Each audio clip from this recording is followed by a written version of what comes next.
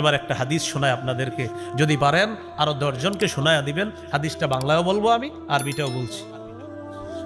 রাসূলুল্লাহ সাল্লাল্লাহু আলাইহি সাল্লাম বলেন, রাআইতু লাইলাতান উসরিয়া বি রিজালা তুকরাজু শাফাহুম বিমাকারিজ মিনান নার।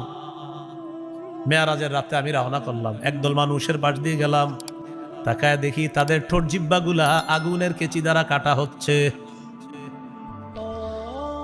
আমি জিবরিল আমিনকে প্রশ্ন করলাম, জিবরিল এরা কারা? জিবরিল আমিন জবাব দেয়, হাউলাই খুতাবাউ উম্মাতিকা ইয়া রাসূলুল্লাহ।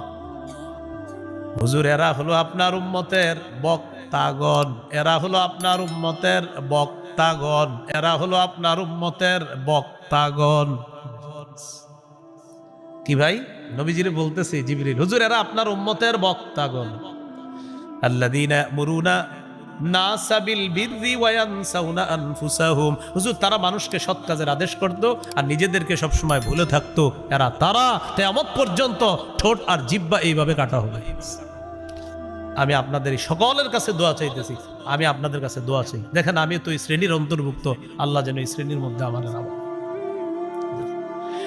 যারা দাওয়াতের কাজ করতেছে সবাইকে যেন আল্লাহ তাআলা এই গজব থেকে হেফাজত করেন, বরং সবাই যেন জাতিকেও কল্যাণের কথা বলবে, নিজেও কল্যাণের পথে চলবে, এই জাতীয় আলোচক সবাই যেন হতে পারে। আল্লাহ তৌফিক দান করেন।